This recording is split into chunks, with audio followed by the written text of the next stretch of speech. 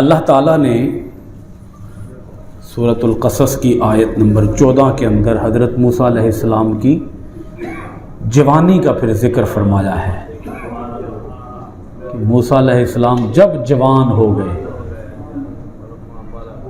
فرعون کے محل میں آپ جوان ہو گئے۔ اچھا، رہے فرعون کے محل میں، مگر فرعون کے دربار کا کوئی اثر آپ پر نہیں ہوا، کیونکہ جب بچہ ہوتا ہے نا، بچہ اسے نہیں پتہ ہوتا میرے لیے بہتر کیا ہے، صحیح کیا ہے، غلط کیا ہے، اچھا کیا ہے، برا کیا ہے، حق کیا ہے اور باطل کیا ہے۔ بھئی دیکھو نا، ماحول سے بچہ اثر لیتا ہے۔ کس سے بولیے گا ذرا؟ ماحول۔ جیسا ماحول ہوگا بچہ ویسا ہی ہوگا۔ بچے تو ماحول سے اثر لیتے ہیں۔ گھر میں اگر ماں باپ گالیاں نکالتے ہو تو بچے بھی کیا کریں گے؟ گالیاں ہی نکالیں گے۔ بھائی بچوں کو گالیاں کہاں سے آتی ہیں؟ گالیاں کہاں سے سیکھتے ہیں؟ گھر والوں سے سیکھتے ہیں۔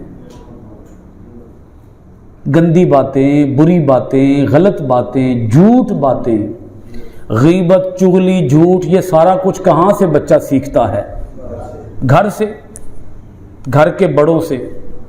موسیٰ علیہ السلام جس گھر میں پلے بڑے جوان ہوئے، وہ گھر کس کا ہے؟ فرعون کا۔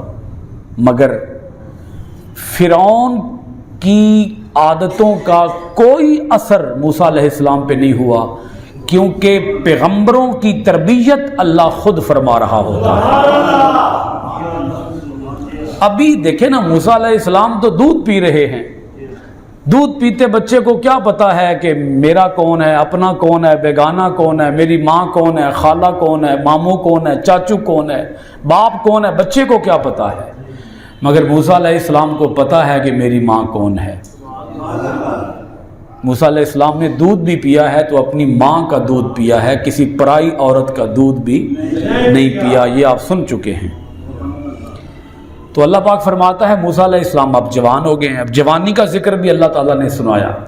وَلَمَّا بَلَغَ أَشُدَّهُ وَاسْتَوَىٰ، اور جب موسیٰ علیہ السلام اپنی جوانی کو پہنچ گئے اور پوری طرح توانا ہو گئے۔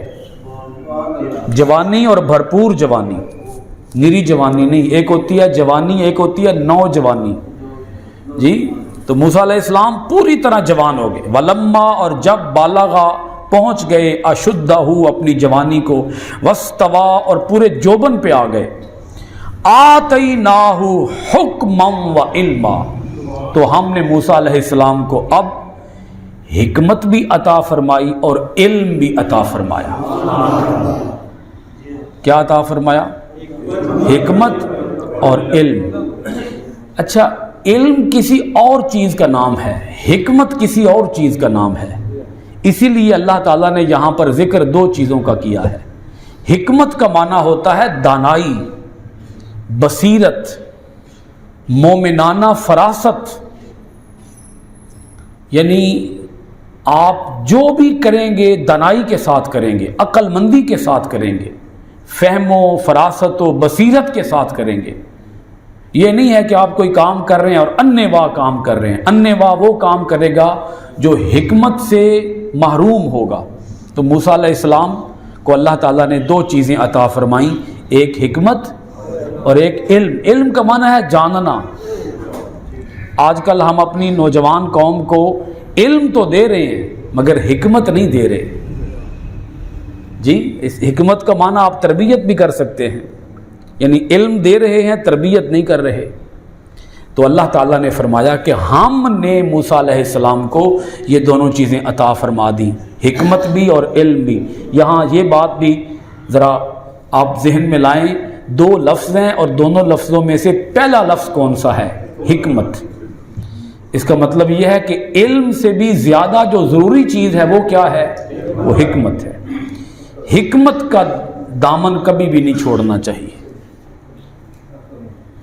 وَكَذَلِكَ نَجْزِي الْمُحْسِنِينَ، اور اللہ تعالیٰ فرماتا ہے جو محسنین ہوتے ہیں، یعنی جو اللہ تعالیٰ کے انتہائی مقرب لوگ ہوتے ہیں، اللہ پاک فرماتا ہے ہم ان کو اسی طرح بدلہ عطا فرماتے ہیں، یہ ہماری ان کے لیے جزا ہے، یہ ہمارا ان کے لیے انعام ہے کہ ہم انہیں انعام کے اندر یہ دونوں چیزیں نواز دیتے ہیں، حکمت بھی اور علم بھی۔